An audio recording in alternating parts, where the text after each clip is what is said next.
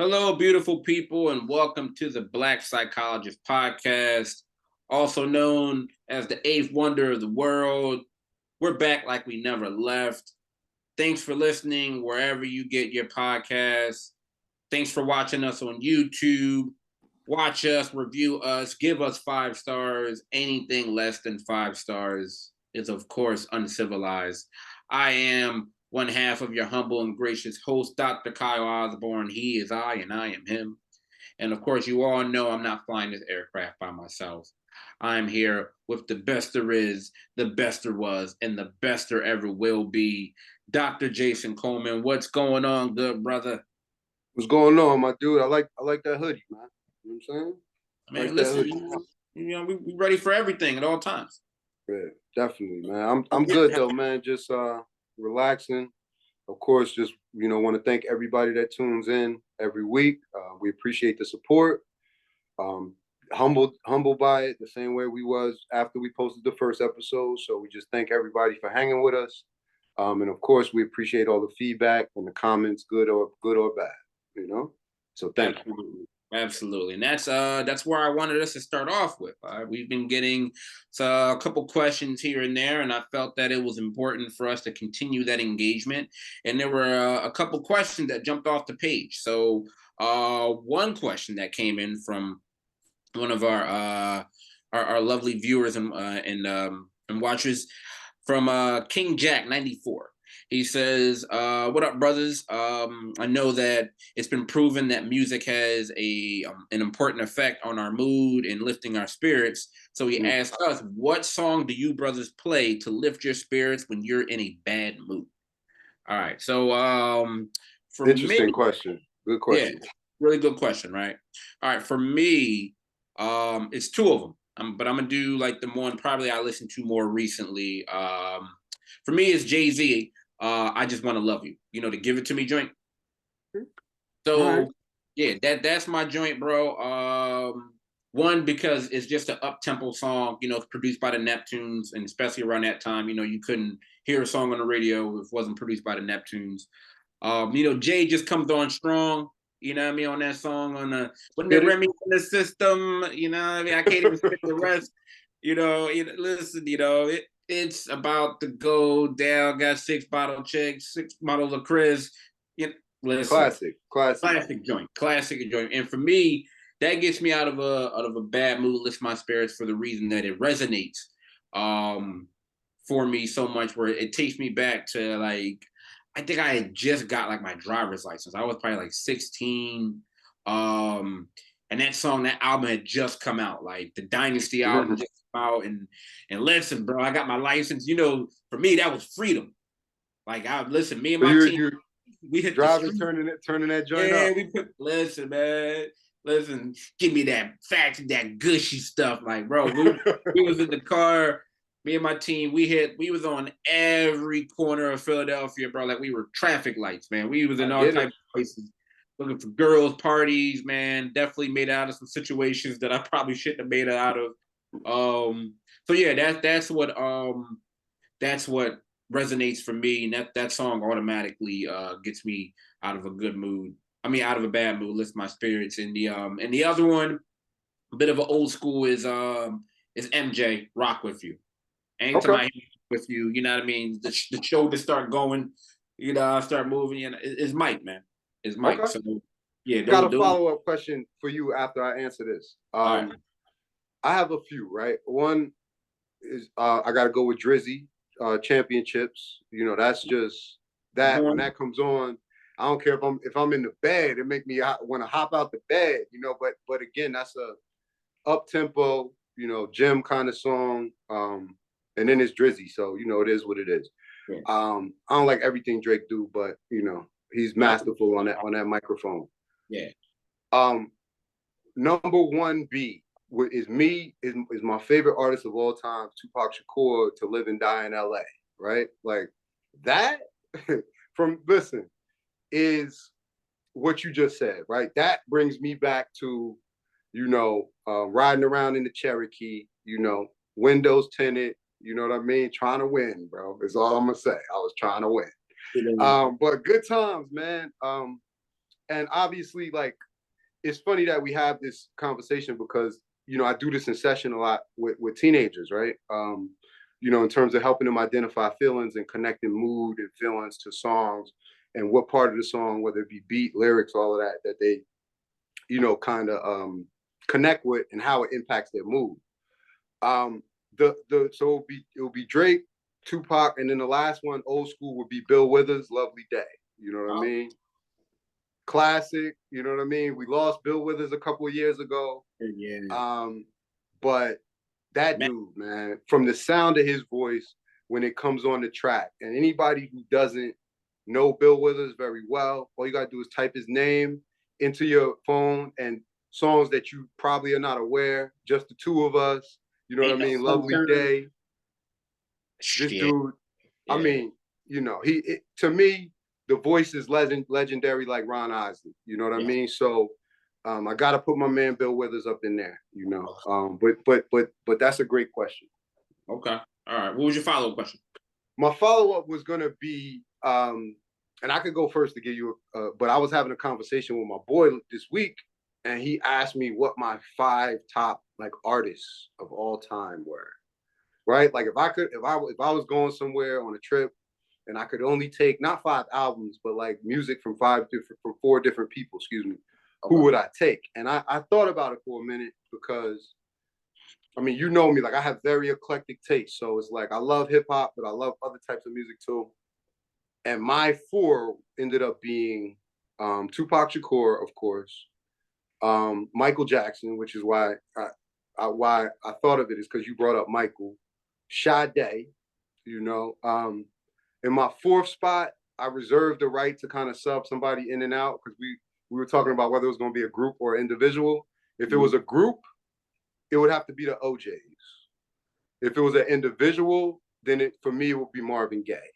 You know what I mean? And honestly, that is a kind of like an overview of most of my musical tastes, right? Like I love hip hop, obviously, but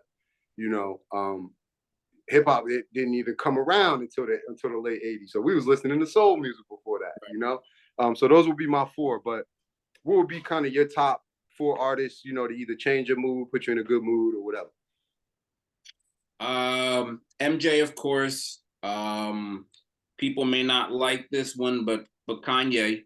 This is free. We talking about music. We talking about music. But yeah, MJ, Kanye. I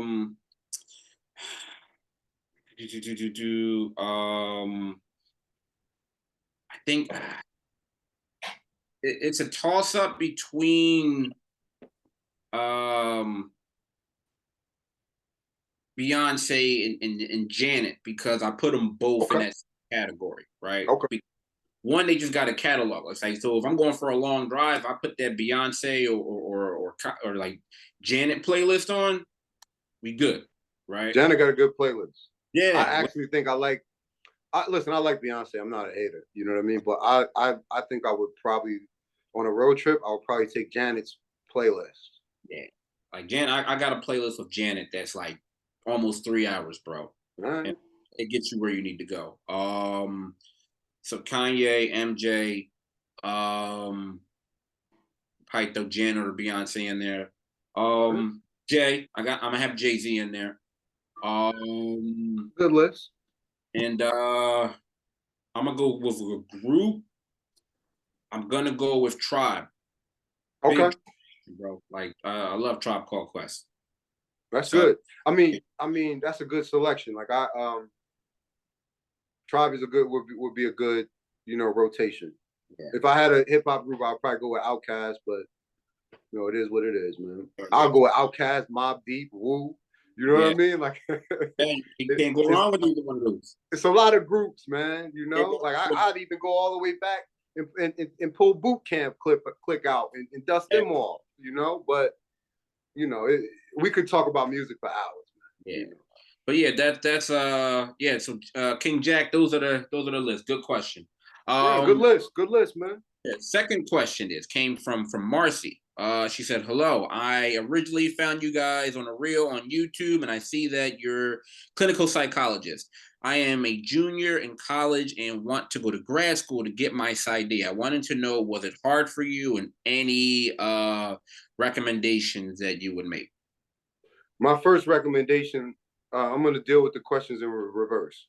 My Okay. first recommendation would be make sure you attend an accredited program, meaning a lot of these programs that they advertise, I would say some of them on here, but I don't want to get sued. Um, Especially, it's like a lot of programs are what they call diploma mills, Mhm. meaning like they will let you in with barely any application, kind of requirements, right? But their goal is to kind of get your money, right?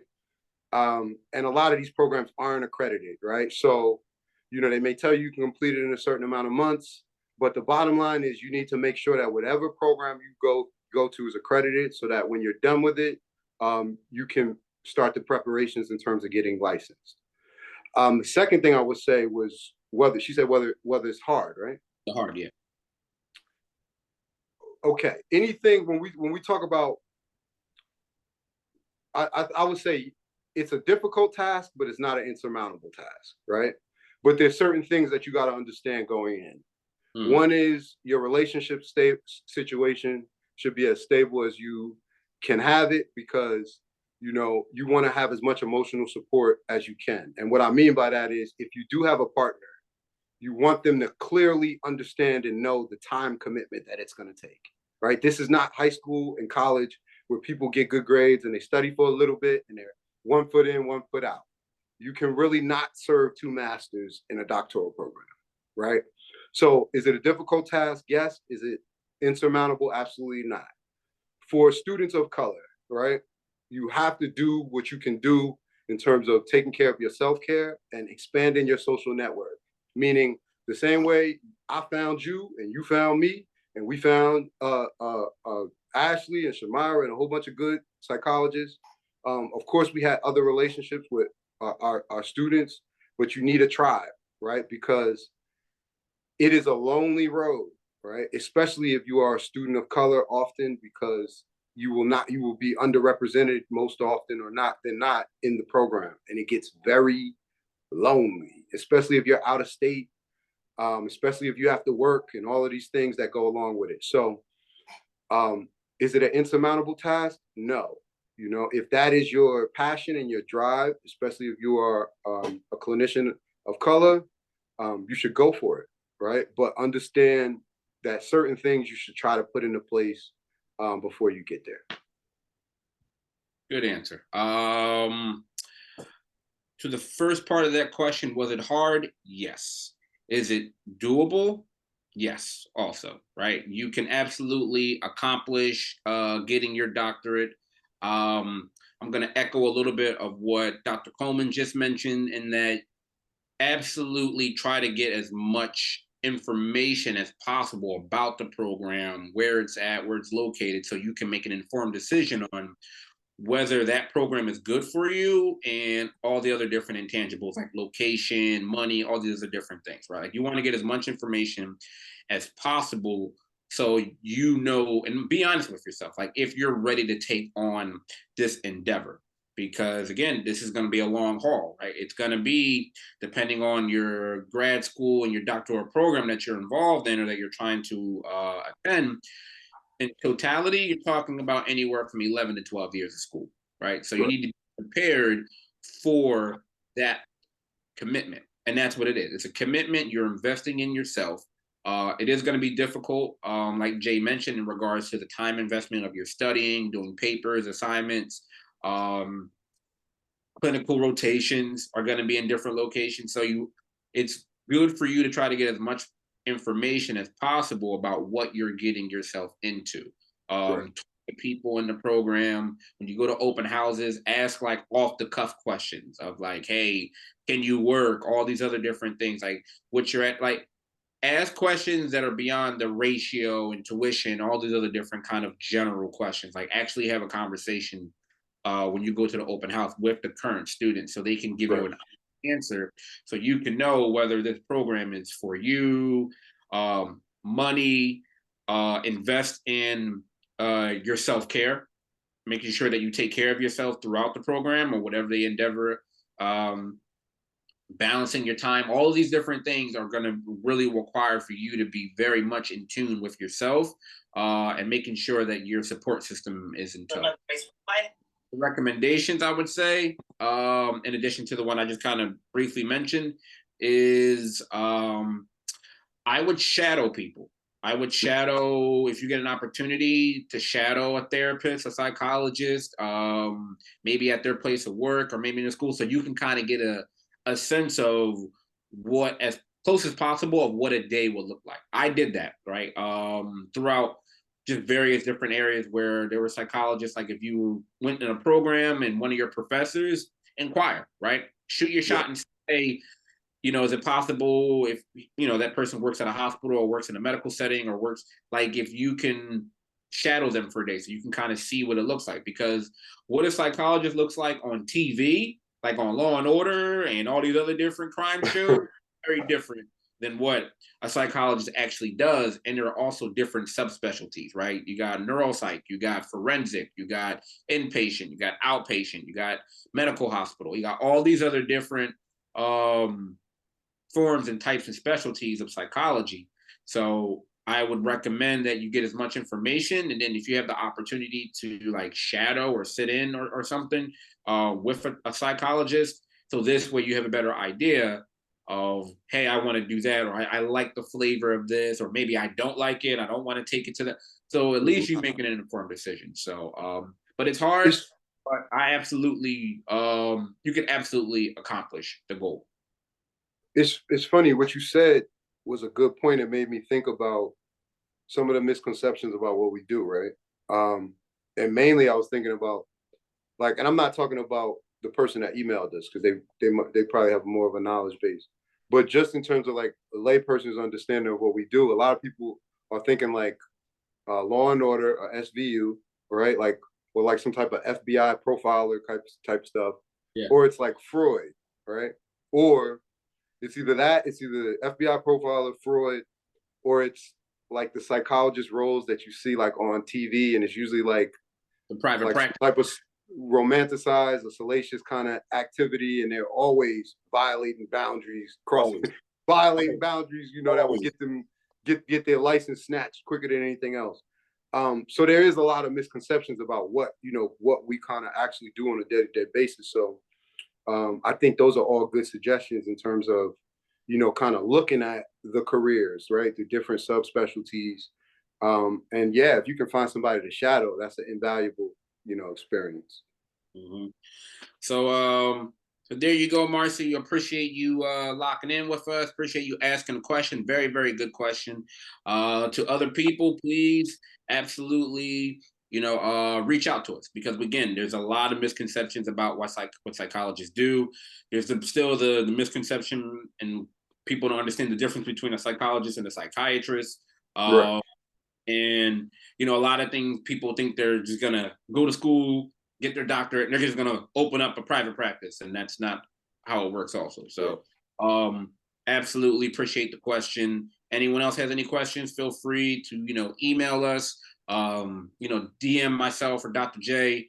We want to provide you guys as much information as possible, not just about mental health, of course, because that's the ultimate goal, is to educate, but we absolutely want to provide as much information about a career in psychology if that's what somebody's interested in, so we can give you firsthand information and experiences. So appreciate you reaching out, Marcy. Good luck in your current collegiate endeavors. Good luck. Happy or congratulations on your graduation, whenever that may be. I know you're going to knock it out because you are sitting here and you're watching and listening to us. So we know the pedigree. We know what it's about. You're rolling with the winners right now. All right. All right, Jay. So sticking to school-based material. All right. It's a new wave that some of these schools are starting to take on in regards to technology. All right. Let's so check this out.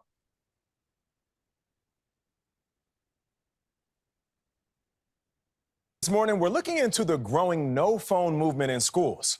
Up to 95% of teens own a cell phone, and kids can receive about 500 notifications a day. many of them during school hours, which understandably makes it hard for them to concentrate. Meg Oliver spoke to a social psychologist who calls this problem worse than vaping. And Meg takes us inside a school that decided to do something about it all. For students at Newburgh Free Academy in New York, the first assignment of the day, locking their phones in pouches made by the company Yonder for 7 hours, including lunch. It was a bit of a shock for some students when the policy was introduced 4 years ago. I was ready to start a petition, bring it to the principal, like, stop it real fast. But no one signed 17-year-old Tyson Hill's petition, and now he loves attending a phone-free school. Why is this approach better? I mean, coming from a school where it was banned but it wasn't implemented, I was still using my phone. I was still on my phone. Here, students walk with their heads up in the hall, socialize and laugh in the lunchroom, and focus on what teachers like Dennis Marr are saying. That's the beauty of this. It's a game changer. Yeah. It's night and day. I saw kids' faces again. According to the CDC, in the 10 years leading up to the pandemic, feelings of persistent sadness and hopelessness, as well as suicidal thoughts and behaviors, increased by about 40%, while test scores, especially in math for grades 4 and 8, saw the biggest decline on record. While there's debate on whether technology, including phones, deserves much of the blame for these trends, social psychologists. All right, Jay, what do you think of that? I mean, my first thought is that it would be something that's very difficult to implement, right? But I think it's appropriate, right? One, I think before people start jumping out the window about I can't get in contact with my kids, we have to remember that 15 years ago, you know, this wasn't even an option, right? And all the times before that, and we had perfectly good ways to make sure that our children were okay when they weren't in our care. Right. You can call the office. You know that, and I know that. They can call the office if it's an emergency. Right. So there's holes in the boat with that argument already. So let's not even entertain that. Second, what do we understand, right? Without looking at research, right? We can all understand, right, that excessive cell phone usage is going to impact children's sleeping habits at times, right? We all have seen the spike in obesity, right? I think cell phone usage can go right on the shelf with video games when we talk about social skills, getting kids outside, all of those things. You know, but again, when you start looking at the research that's done now, they're going to be talking about some of those things, but they're going to be afterthoughts after they start talking about the impact of the cell phone use in terms of like a person's anxiety, right? And again, now I'm talking just in terms of anecdotally, right? Anybody has tried to see what happens if you're an IAIC, if you're an in-home clinician, if you're in an IOP, and you see a parent try to take a phone from a child, and what happens afterwards, right? And then I think the most important point, and I don't even know that this has been studied, you know, that much, but where my mind goes is learning. Right, and test scores, and the fact that every kid, cell phones should definitely be outlawed in school because you can't learn effectively with divided attention. And a cell phone is the #1 way, right? Kids have a hard enough time just with the stimulation in the classroom alone. Can you imagine a kid with ADHD or a kid with anxiety and they worrying about what's on Instagram and they have a phone in their pocket? Can you imagine? Like, so to me, that's the more concerning point. And that's where parents should be concerned. It's the divided attention, because the same way how you have to give your kid 2 or 3 prompts, right, to pay attention because they're doing this. And they're like, huh? What do you think the teacher's going through? How are they supposed to learn calculus? Right? So again, we can't serve 2 masters, right? Cell phones are great. Everybody should, you know, do I think kids should have access to one of these? Absolutely. Because with one of these, they can make a movie, they can make a music video, they can make a documentary, they have access to all the information, they can start a business, they can become a millionaire, right? Divided attention. It needs to go in the drawer after a certain hour, right? So I just think it needs to be limitation on the use. something that stood out for me that I wanted to kind of tease out from the beginning of that piece was that the kid mentioned that there was a policy in place, but they weren't able to enforce it. Right. And I think that pretty much captured the picture for a lot of different school systems where they're all like, oh no, you can't have your phones out, you shouldn't have your phones, such and such. But how difficult and how realistic can you actually police? You have one teacher in a classroom and they have 20 to 30 students in their class. There's no way she's going to be able to police, and it shouldn't be a part of her job description where she has to look over and make sure kids aren't using their phones. Right. So I mean, we have to be really practical. Like let's be realistic. What I like, and I saw that same the pouch system that they're using. I can't think of the actual the manufacturer of it, but that's the same system that they use at comedy shows. Like I went to Kevin Hart's show, and I went to Dave Chappelle's, and those are the same pouches that that they utilize to make sure the content doesn't get out from the shows. And so there's absolutely, I think, where people also get into, they try to have that argument in addition to the one you just mentioned as far as not having access, that it doesn't have to be an all or nothing, right? It doesn't have to be kids put their phones in, the pouch, and then it's a dark period where we don't hear or see from them from like the morning to the afternoon when they get out. There's a way where you can have periods where they have access to their phone, whether it's at lunchtime or whatever the case is, right? Like it doesn't have to be like an all or nothing situation where you're completely off the grid with your kid. But again, we were able to get by 20 years ago when you and I were in school before cell phones, as far as like when we were like in elementary school, middle school, and we were able to survive, right? Right. Ways where you can you can meet in the middle in regards to this. But I like that because one, that is putting the onus on the school system, right? Because that pouch system that they're doing is effective and it's not cheap, right? But that puts you that makes you like put your money where your mouth is. If you're really serious about, you want to have the kids focused, you want to take the phones in there and you want it to go beyond just a policy, yeah, absolutely. You can incorporate that. Something else that I always like to highlight is that, you and I have worked inpatient, right? I currently work there now. And even with kids, like unfortunately, when like kids or adolescents have to come into and receive inpatient care, they don't have access to their phones. Right. So just like how you mentioned, if a parent or a teacher or somebody's trying to take the phone away from the kid, it's like they have this bitch fit, right? All of a sudden it turns into a whole ordeal, things start to escalate. But when you come into the hospital, that's it, right? The rules of the hospital and the unit is that you don't have access to your phones. So when they lose access to the phones, Jay, I've seen it in real time. Like I've seen someone come on a unit and of course the kid, 13, 14, whatever the age is, they're upset. They don't have their phone. So they kind of go through like a brief withdrawal period. Yeah. Access to it.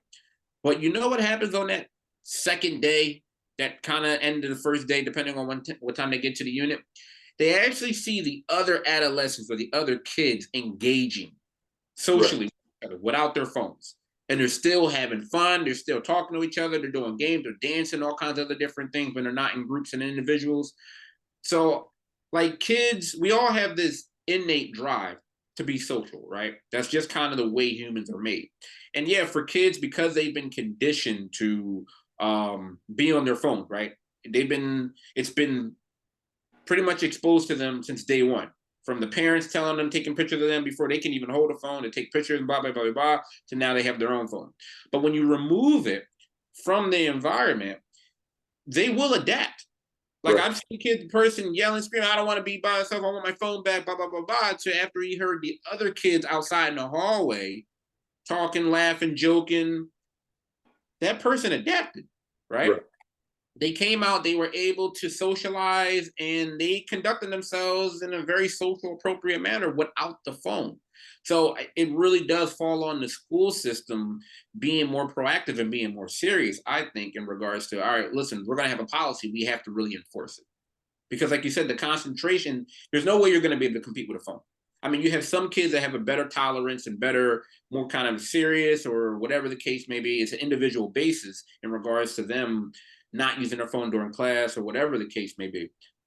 At the same time, like the school system has to be serious about it. Like, if you're gonna take the phones and things away from, incorporate it. I mean, listen, I think I don't think it's a bad thing. I think the schools got to do their homework and have the research, right? Have the evidence, you know, and then just put the policy in place, because it's just like it's one of those things where, again, a lot of kids in the school, it's complicated if you make it complicated, right? Because there's way more people at those concerts, or equal number of people, you know, than you would be collecting phones from, right? Concert I was at had like over 1,000 people at it, right? Bro, I was at the joint. It was everybody had to put the joint. Right, and on your way in, you put your phone in that pouch, and you have possession of the pouch, so Right. nobody else is responsible for losing your phone. You just can't use it. And right after that, after you go through the door, if I'm a teacher, if I see the phone, now I'm taking it. You know what I mean? Because you don't have it in a pouch, and that's very simple. And there's no exceptions, and it is what it is. You know what I mean? Unless somebody has a medical reason, and even at that point, we have a nurse's office, right? And the nurse, when it's time for you to take your pill or whatever the case may be, he or she can notify you, right? So, you know, I got no problem with this. I think another benefit of this, again, because the kids will get used to it. They'll get used to when they come in. They know they're not going to have access to their phones, so they will adjust to the new environment, right? Like, we know how conditioning works. Once a new stimuli is incorporated into the environment, they will adapt. I think also what we'll see is a reduction in some of these classroom incidents, right? Like, on social media, we're seeing kids or things that are going on in classrooms. We're seeing fights. We're seeing all types of unruly things. Kids are, going off on the teacher just so they can get the views. Like, there's been an influx of even more abnormal and defiant behavior. And I'm not blaming this on the phones, but and I know people are going out again for trolling, for views, for all different things, right? Right. Bullying has increased to significant levels because of what takes place on the phone. Like, whatever took place in advisory has already made its way around. Right. Period. Right. So now, if you don't have that access, not to say that news still won't travel by mouth, but again, if it's not being captured on video, it's not getting texted to everybody, it's not made its way, like, it's a way that the school is still able to withhold and maintain that sanctuary of, like, what's happening in school is happening in school, right? A lot of different trolling and bullying and other different things, I feel like, will be reduced because you don't have the technology aspect, which kind of adds gasoline to the fire. So yeah. No, I like this. I'm totally in favor of this. I hope more school districts get involved and adopt this particular policy. And because the information is out there, like you said, you just got to kind of get through whatever preliminary studies and whatever empirical evidence you need to see. But no, this could absolutely work. Yeah, I agree, man. I want to see what it develops into, because I could see this stopping. I can see parents advocating for a bunch of reasons that I feel aren't valid, but I can see parents advocating for their kids to keep their cell phones. Bro, listen, they're also gonna complain that they're not learning and about their grades, but that's what people do, right? We just, they're never happy. So listen, man, if this was taking place when baby girl was in school, I would be totally in favor of that. Mm-hmm. So would I. All right, now, speaking and staying with school, right?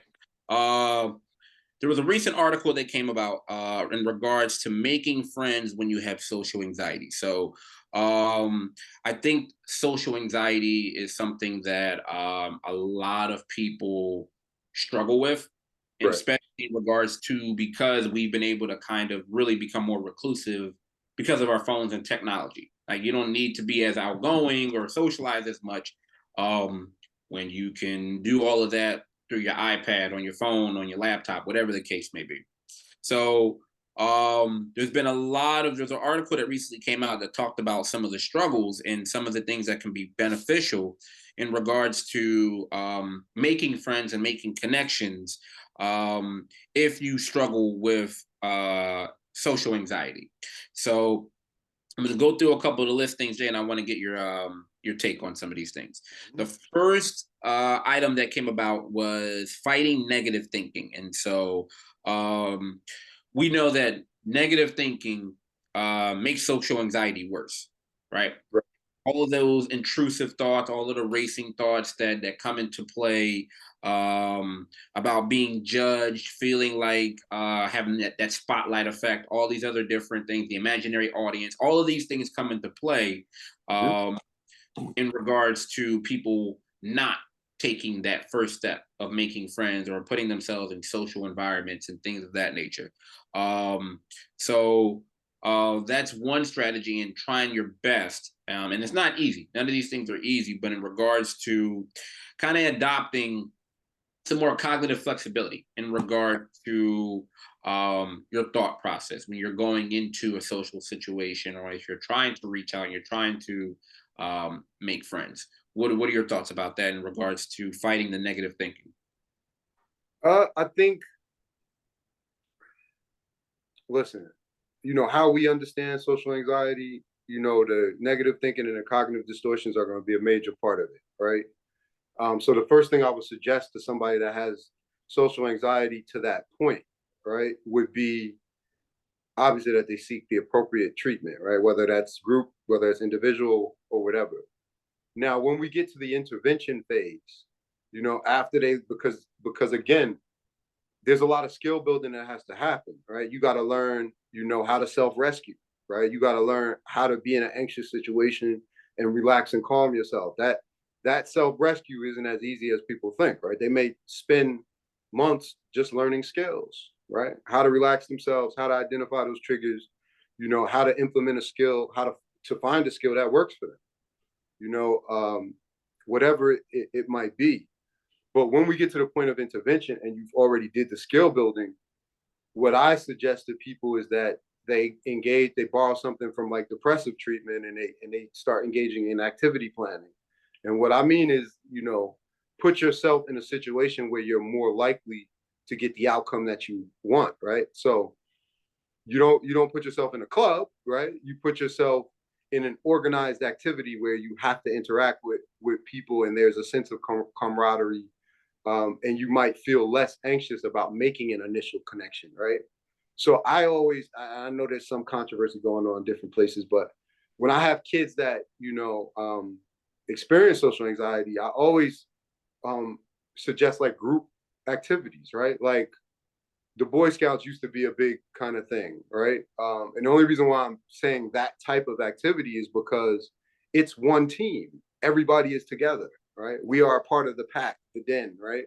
So we're all brothers. We're all connected, right? As opposed to a basketball team, right? Where there's the star and then there's the bench players, right? And there's fragmentation amongst the group, right? You want to put yourself in a situation, where you have inclusive kind of groups and inclusive social situations. So you look for those type of things. Like those groups are out there. If you're a grown up, there are groups of people that like to go hiking, right? There are groups of people that like to go to museums. There are groups of people that like to meet up on Wednesdays when the weather is nice and sit in the park and enjoy nature, right?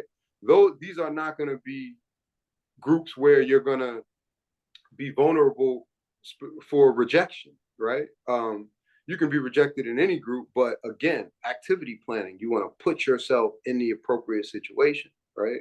But as opposed to going to a bar, right, and then sitting around feeling extra anxious because you ain't talking to nobody and nobody's talking to you, right? Or as opposed to putting your child on a soccer team when they've never played soccer and all the other kids have, and now they don't have the skills to connect with the other kids, and they don't have the physical skills or the social skills, right? So we have to put children and adults, in positions, where, for lack of a better term, where they can win or they can see success and positive social interactions and all of those things. So another thing, again, a job, right? Put yourself in a position where you have to interact with people, right? Not necessarily in an adversarial way, but where you have to talk to people, right? So those are just some things that I would suggest once you get to the intervention phase. I'm gonna tease out a couple of things that you mentioned, because in the article it talked about setting small goals, and then also practicing the social skills. So you touched based on both of those.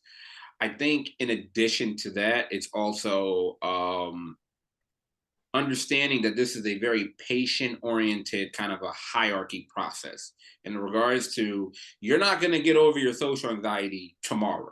You're Right. not going to get over it next week. It's going to take time. You're not going to all of a sudden become, again, because you're experiencing a lot of these intrusive or some of these racing thoughts or negative thinking, whatever the case may be, depending on the person, you're just not going to get over that tomorrow. And it's going to take time. You have to be patient with yourself. You have to be patient with your process. You mentioned also, like you said, kind of incorporating yourself kind of gradually into like small environments. You're not gonna, like you said, just all of a sudden go to the football game and you're just gonna become this social butterfly. That's not the way it works. Right. It's self in like more familiar, smaller environments that are gonna be less anxiety provoking. Right. Right. Another thing is that, like you said, small steps, getting used to interacting with just one person in a room of maybe 5 people, as opposed to like trying to touch base with everybody. Like it's a very patient oriented process, and you want to make small steps, small victories, like you mentioned, in situations where you're not going to become too overwhelmed, where then you'll kind of fall back on some of those avoidant behaviors, which are reinforcing the anxiety in the first place. So that's something that I think, and when you're dealing with anxiety, is that it takes time, right? It's not like how it is on TV, where all of a sudden you get exposure therapy to this. All of a sudden, I have this phobia. You put the person in the room with it, and then all of a sudden, no, that's not how it works. That's very inappropriate and dangerous. It's a situation where you're gradually getting into working your way up into you know, what's causing anxiety, and then also along with the intervention aspect is kind of getting into what was contributing to it in the first place, right? Right. Because that's the other piece. Yeah, you absolutely want to get yourself more exposure. At the same time, we have to kind of do some work on, okay, what was activating or contributing to some of these, intrusive or negative thoughts or irrational thoughts that are contributing to the anxiety, right? It could have been a past experience to something. It could be some trauma. It could be a lot of different things. So that is going to be work on two different fronts, which is going to take a lot of time. And I think that's something that people have to understand in regards to working, especially with social anxiety, because it's tough. It can be absolutely, debilitating to a lot of different people. But if you're understanding that it's going to take time and it's going to be a gradual process, I think you're showing yourself compassion, and you're also showing the process compassion in regards to trying to get out there. And if that's your goal, that's where you're ready to be, then you're able to move forward in an appropriate manner. I mean, and just to kind of piggyback off one of your points, I think this is where kind of social media can help out, right? Because social media, of course, can put a buffer between you and another person, right? Also, we have a whole community of people online, different places, that are interested in certain topics and all of those things, and again, it's another buffer, right? So what I suggest that the only way a person communicate or make friends be online and through, no, right? That's excessive. But when we talk about a first step, if you're trying to make a friend, right, or interact with somebody, or with conversation and different things, again, social media can help out, right?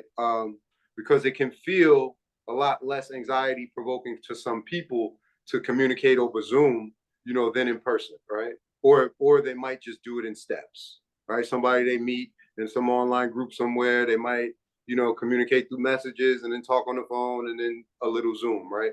But my point is, we have technology, right? So you use it, right? Technology you can make a friend in another country, right? I know somebody, I was just talking to them last week. They had a best friend for 10 years, that they just went to another country to meet, last week, right?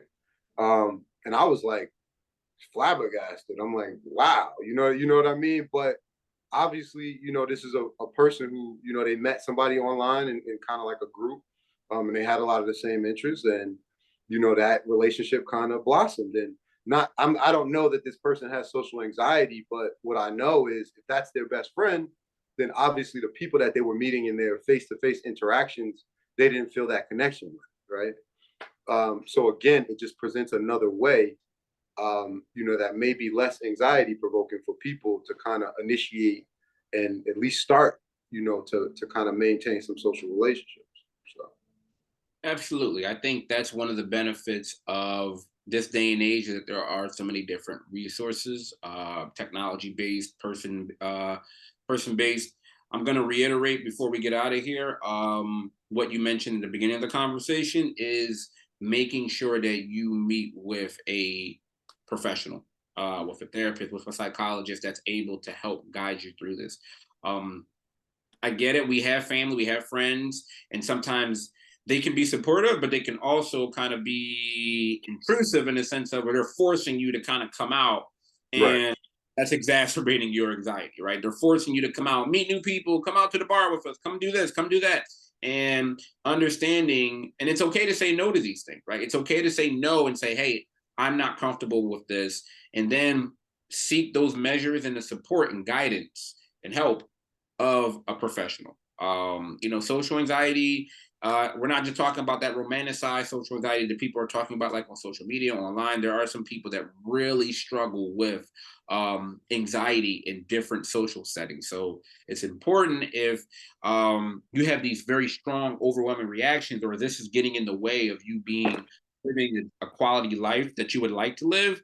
We absolutely are recommending that you get in touch and please see professional help with a psychologist or a therapist that's able to help you manage this process and help you make growth and help you, overcome your fears and some of your reservations and things that are contributing to your anxiety. So it's tough, but absolutely, with help, you can absolutely, overcome some of these tough situations. So that's the the only thing last, that the throw in. last thing I would say about it is just to remind people that it's normal and it's common, right?